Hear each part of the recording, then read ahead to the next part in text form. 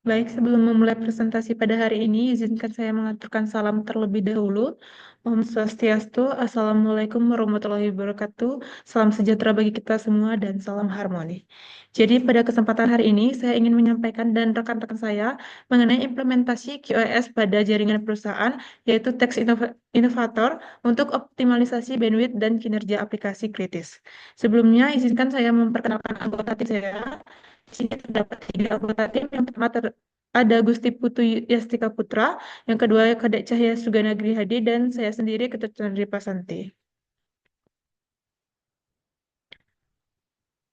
Yang pertama, di sini saya akan menjelaskan latar belakang terlebih dahulu, di mana latar belakang dari perusahaan Teks Innovators ini bergerak di bidang pengembangan perangkat lunak dan layanan digital dengan kantor pusat dan 2 kantor cabang, di mana kantor ini memiliki berbagai departemen seperti HR, IT, Finance, Marketing, dan VUP atau Video Conferencing.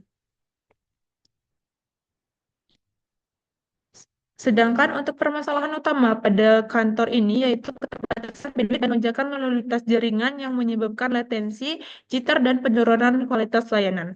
Terutama hal ini terdapat pada aplikasi penting seperti VoIP dan video conferencing.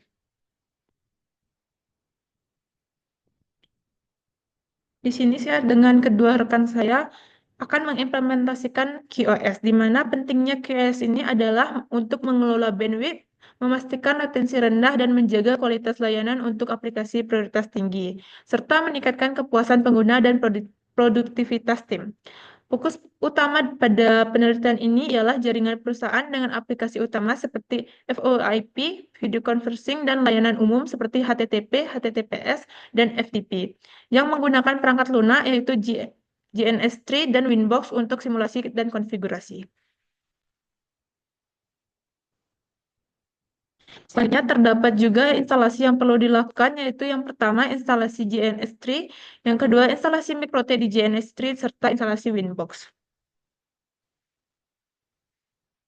Untuk topologi jaringannya bisa dilihat pada tampilan. Ini merupakan gambaran pada topologi jaringan yang nantinya akan dijelaskan oleh rekan saya.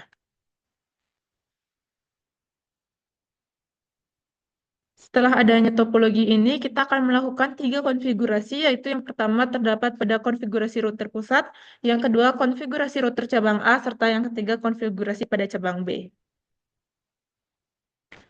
Untuk konfigurasi umum, semua langkahnya sama pada semua router, yang dimana bisa dilihat pada tampilan ini merupakan konfigurasi pada router. Perintah ini digunakan untuk menambahkan konfigurasi DHCP client pada interface Ether 1 serta menambahkan alamat IP statis ke interface Ether 2 dan Ether selanjutnya.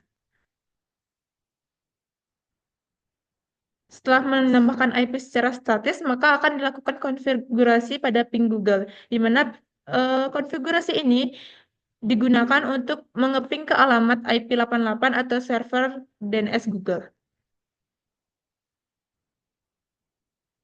Terdapat 3 mekanisme QoS yang dapat diterapkan pada penelitian ini. Yang pertama yaitu traffic shaping, yang kedua traffic policing, dan ketiga priority queuing. Yang pertama yaitu mengontrol aliran data dengan menunda pengiriman paket untuk menghindari kemacetan dan penggunaan bandwidth yang efisien. Sedangkan yang kedua untuk memantau dan membatasi aliran data, membuang atau memperlambat data yang melebihi batas dan yang ditentukan.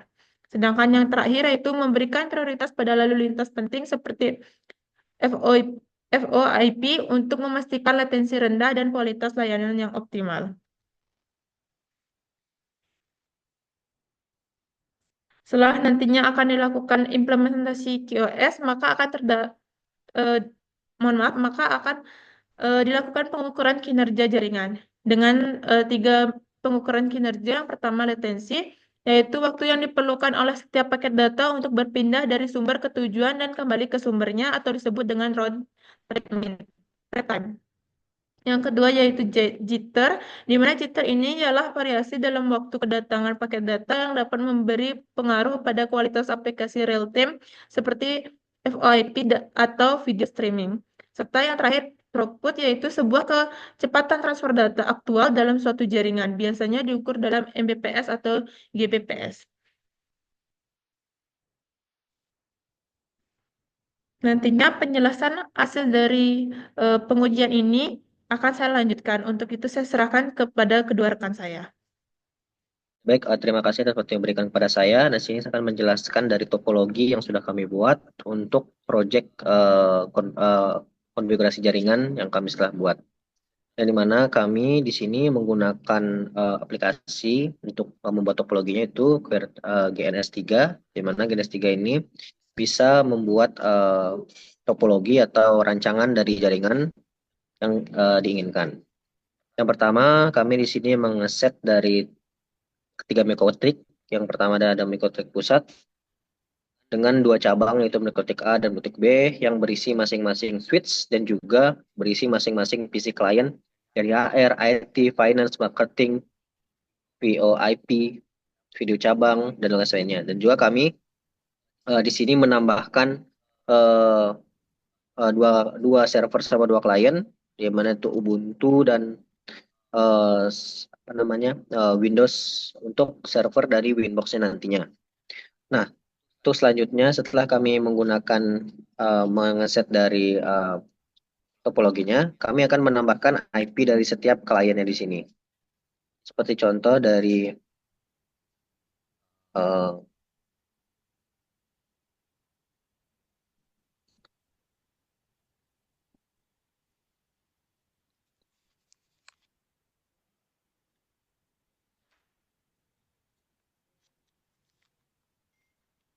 nah di sini ada mikrotik A yang dimana mikrotik A ini ada beberapa klien yang akan kami set, yaitu yaitu di sini kita ping maaf, kita IP address. Oke. Di sini kami mempunyai 7 IP yang dimana 7 IP ini akan terhubung pada mikrotik satu yang dimana di sini sudah terbagi dari Ether 1, Ether 2, Ether 3 hingga Ether 7. Dan selanjutnya kami juga sudah mengeset pada mikrotik pusat yang dimana di sini kami juga sudah mengesetnya sebanyak 7.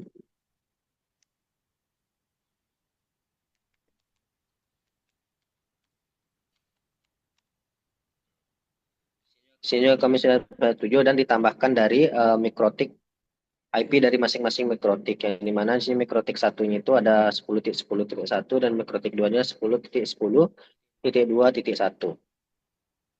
Nah, untuk selanjutnya setelah kami mengeset dari semua IP dari kliennya, kami akan mengeset IP-nya di sini dari beberapa PC-PC klien. Di sini saya sudah memberi contoh dari PC 8, 7, dan 5. Dan di sini kita akan IP DHCP. Nah, dan di sini akan otomatis IP kliennya akan didapatkan secara otomatis melalui IP DHCP ini. Kita cek yang 8.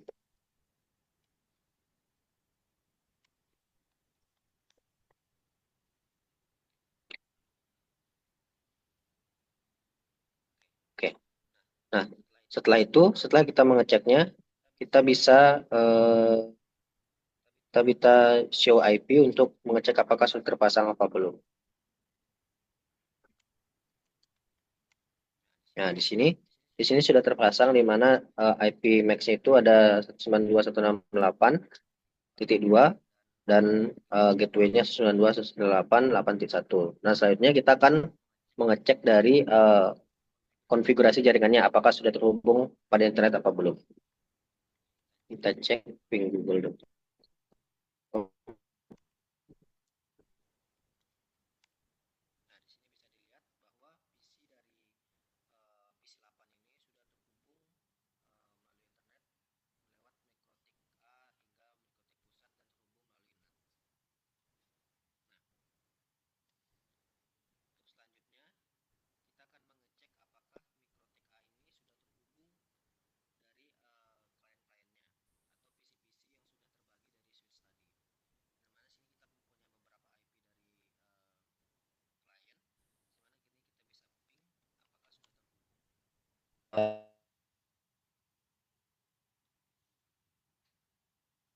Nah, di sini bisa dilihat bahwa PC.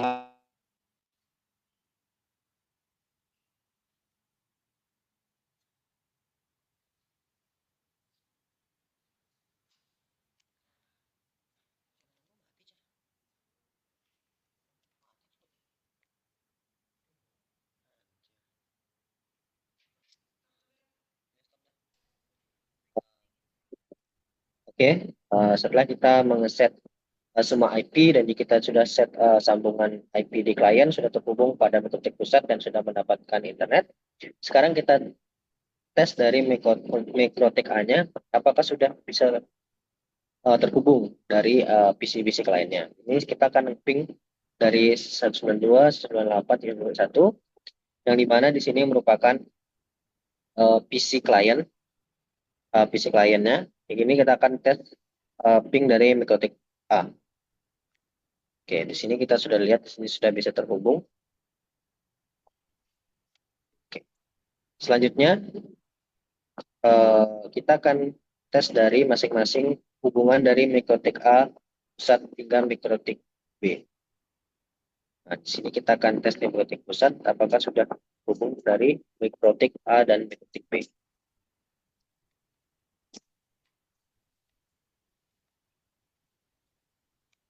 Oke, di sini sudah terhubung dari mikrotik A-nya.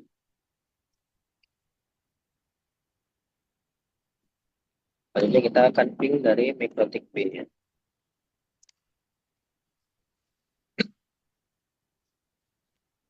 Oke, di sini juga sudah terhubung dari mikrotik B-nya.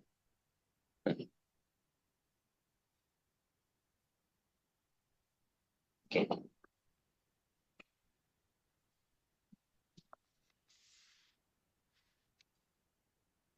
oke. Untuk selanjutnya kita akan cek dari Windows-nya, yang dimana tadi seperti yang saya bilang kita sudah mengakses dari Ubuntu satunya sebagai klien dan Windows servernya sebagai server, yang dimana nanti situ akan set QoS-nya untuk keamanan jaringan dan keamanan data nantinya yang akan diset oleh Mikrotik untuk melakukan beberapa firewall dan beberapa aturan-aturan untuk PC-PC kliennya nantinya. Nah, di sini kita ada satu yaitu PC klien, kemarin sini adalah Windows. Ini mungkin kita bisa buka.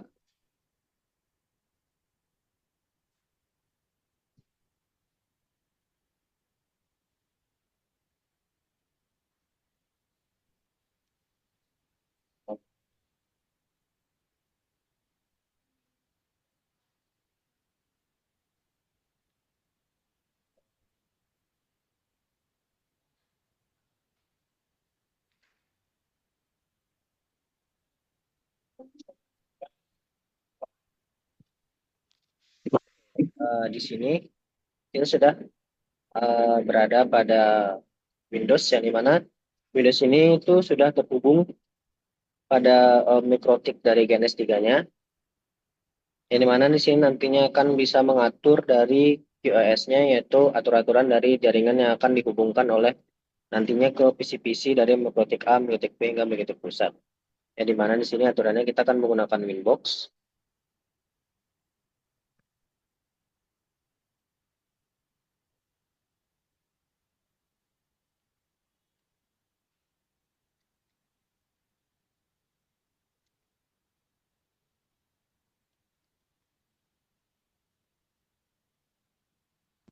Nah, di sini Winbox-nya di sini sudah mendapatkan IP, di mana IP ini yaitu adalah IP yang terhubung dari kabel yang ada di sini.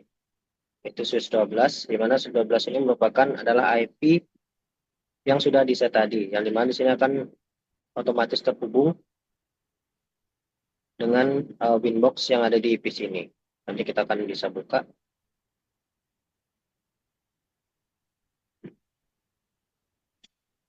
Nah, di sini adalah tampilan Winbox-nya, dan nanti di sini kita bisa mengatur dari aturan-aturan jaringan yang akan diberikan nanti kepada PC klien. Baik, untuk aturan-aturannya akan mungkin dijelaskan oleh rekan saya.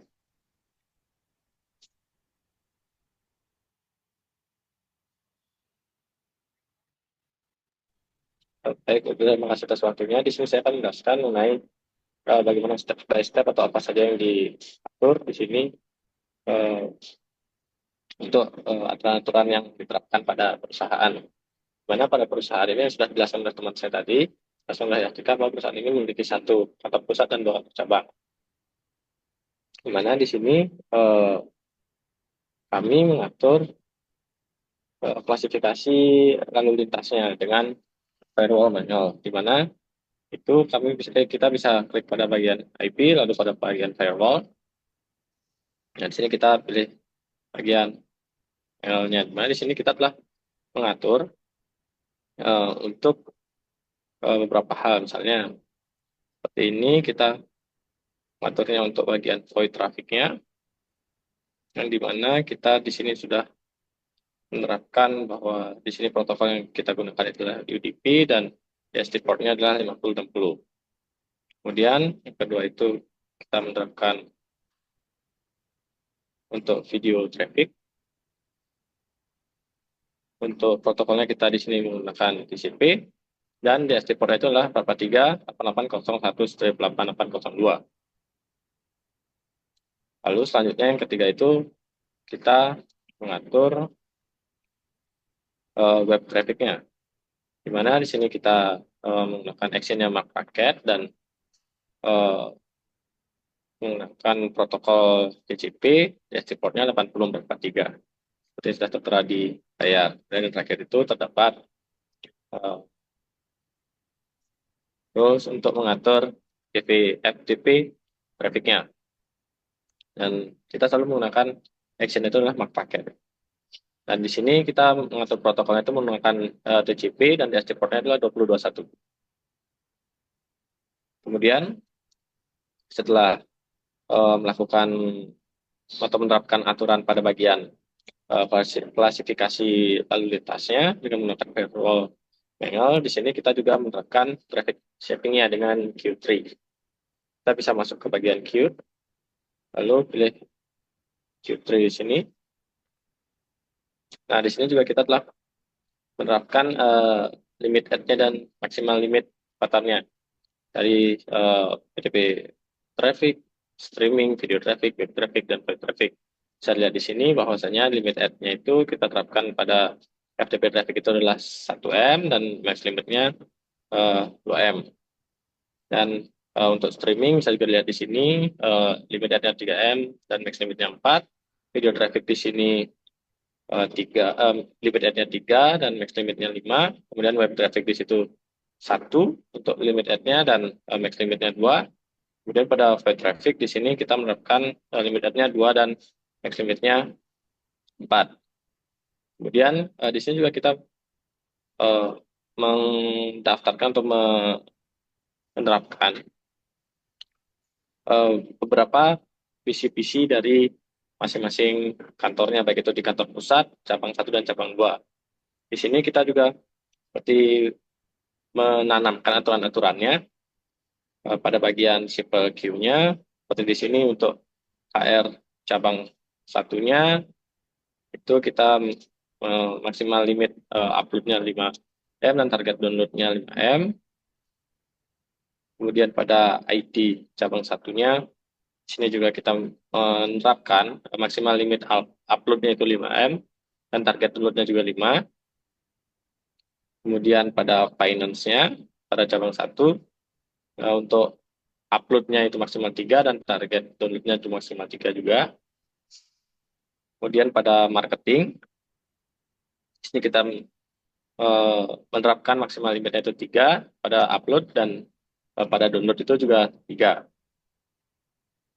Kemudian pada web juga seperti itu, bisa dilihat di sini untuk upload maksimal limitnya 3 dan download maksimal limitnya juga 3. Dan video juga di sini kita menerapkan 4. Dan aturan itu kita terapkan di semua cabang, di semua kantor. Pada kantor pusat pun juga seperti itu, HR-nya mendapatkan maksimal limit upload-nya 5, download maksimal limitnya 5, dan seterusnya sama juga seperti itu, dan juga pada cabang 2-nya.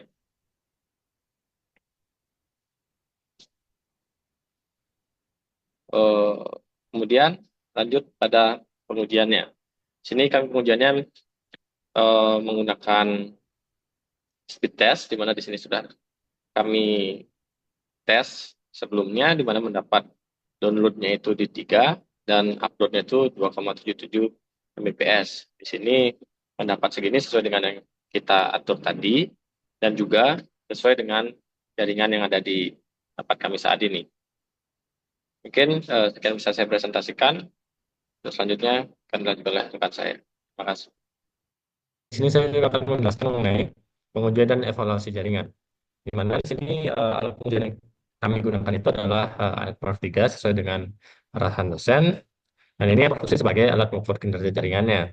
Di mana di sini yang akan kita ukur itu adalah seperti bandwidth maksimum, latensi, jitter, dan juga paket loss-nya.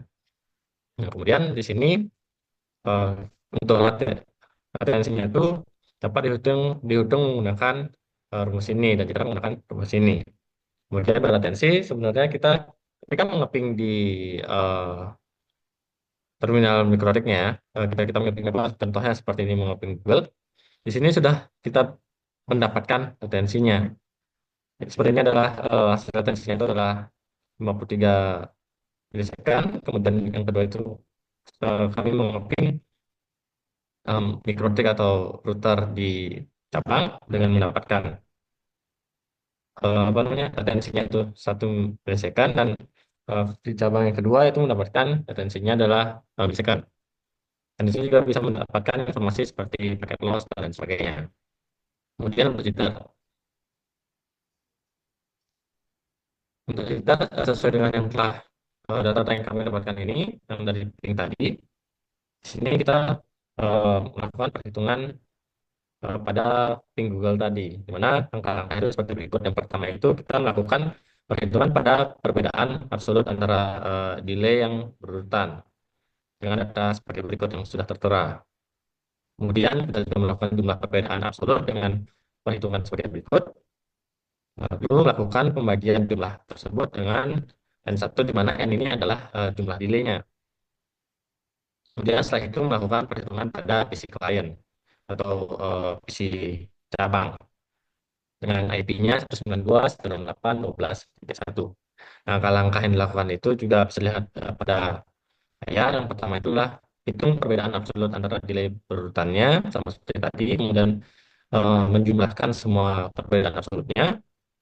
Setelah itu dibagi dengan jumlah pasangan delaynya sehingga mendapat jitternya itu adalah 14 paling 7 itu sama dengan 2 second.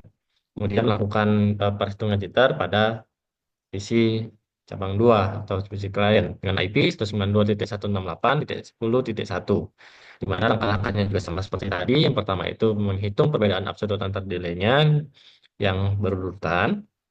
Kemudian kita menjumlahkan semuanya, perbedaan absolutnya, kemudian dibagi dengan jumlah pasangan delay-nya yang mendapat 2 milisekund. Kemudian untuk bagian output akan dijelaskan oleh Estika. Terima kasih.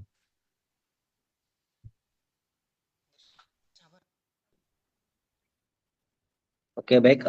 Di sini saya akan menjelaskan tentang throughput, yang dimana throughput ini merupakan suatu cara untuk mengukur pembagian dari bandwidth, transfer, dan interval. Nah, dimana di sini untuk pengujian throughputnya saya menggunakan HyperF, dimana HyperF ini merupakan suatu software yang untuk menguji HyperF dari terminal. Yang dimana di sini cara pengujiannya kita ping dari IP dari server atau tujuan IP yang kita akan mau ngecek throughputnya. Yaitu code-nya adalah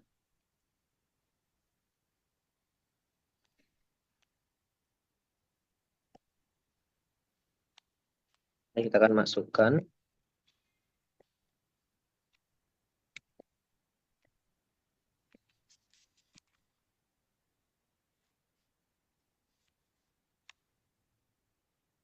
Oke, di sini kita sudah bisa lihat bahwa transfer bandwidth itu sudah jalan.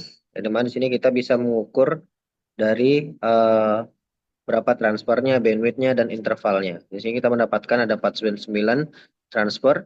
Dan di sini di PC saya berikutnya ada 44 491 di sini, dan di sini ada 556, di sini ada 4547. Ini kita sudah bisa lihat transfer dari dan bandwidth dari throughput yang sudah kami lakukan. Baik, untuk slide-nya akan saya serahkan ke rekan saya. Baik, ini merupakan hasil dari pengujian yang telah dilakukan oleh kedua rekan saya. Di sini saya dan rekan-rekan dapat menyimpulkan bahwa QoS pada efektivitas penggunaannya. QoS atau Quality of Service ini efektif untuk mengelola kinerja jaringan, terutama untuk aplikasi sensitif seperti video streaming. Dengan teknik traffic shaping, traffic policing, dan priority queuing, QoS memastikan prioritas trafik penting dan penggunaan bandwidth yang efisien. Hal ini mengurangi latensi, jitter, dan paket loss, serta meningkatkan stabilitas aplikasi utama dan pengalaman pengguna. Untuk itu, kami dapat menyatakan bahwa kekuatan QoS ini terdapat 4, yaitu yang pertama, pada prioritas lalu lintas, di mana QoS dapat menjamin aplikasi penting seperti video streaming mendapatkan prioritas lebih tinggi. Yang kedua, pemanfaatan bandwidth yang efisien, yaitu membagi bandwidth sesuai kebutuhan aplikasi, menghindari monopoli jaringan. Yang ketiga, stabilitas jaringan, yaitu mengurangi latensi, jitter, dan paket loss untuk aplikasi real-time seperti video conferencing. Selanjutnya yang keempat yaitu kontrol lalu lintas, yaitu menyediakan fleksibilitas dalam mengatur kecepatan unggah dan unduh ideal untuk jaringan yang padat. Namun dari keempat itu terdapat juga kelemahan dari QoS ini. Yang pertama, kompleksitas konfigurasi, yaitu pengaturan yang memerlukan keahlian teknis yang tinggi. Selanjutnya yang kedua, beban kerja pada perangkat, di mana beban kerja pada perangkat ini dapat mengurangi kinerja pada perangkat dengan spesifikasi rendah. Yang terakhir yaitu ketergantungan pada infrastruktur, di mana QoS ini, efektivitas QoS bergantung pada kualitas perangkat dan infrastruktur jaringan yang digunakan. Serta terdapat rekomendasi perbaikan yang kelompok kami berikan. Di sini terdapat 2 rekomendasi perbaikan, yaitu yang pertama melakukan optimalisasi traffic saving dan policing, di mana ini dapat dilakukan dengan cara menyesuaikan pengaturan untuk memastikan batasan bandwidth sesuai kebutuhan aplikasi dan pengguna. Rekomendasi perbaikan yang kedua yaitu penerapan prioritas lalu lintas dengan queuing, di mana implementasikan priority queuing dengan aturan spesifik untuk aplikasi prioritas tinggi seperti VoIP dan video conferencing. Dari sekian penjelasan dapat kami simpulkan bahwa 4 kesimpulan ini, yang pertama, QoS sangat penting untuk mengoptimalkan kinerja jaringan, terutama untuk lalu lintas data dengan prioritas yang berbeda. Yang kedua, teknik traffic shaping, teknik policing, dan priority queuing memastikan aplikasi penting seperti VoIP dan video conferencing untuk mendapatkan prioritas yang sesuai. Selanjutnya, yang ketiga, pengujian QoS melalui latensi, jitter, dan throughput memberikan gambaran performa jaringan. Dan yang terakhir yaitu perbaikan yang diperlukan melalui pengoptimalan pengaturan QoS, peningkatan infrastruktur, dan penggunaan teknologi baru untuk analisis jaringan. Sekian presentasi yang dapat saya sampaikan dengan rekan-rekan saya. Untuk itu saya mohon maaf bila terdapat kesalahan kata yang disengaja maupun tidak disengaja. Untuk itu saya akhiri dengan Pram Santi.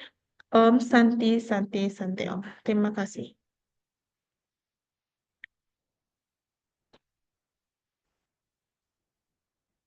Yes.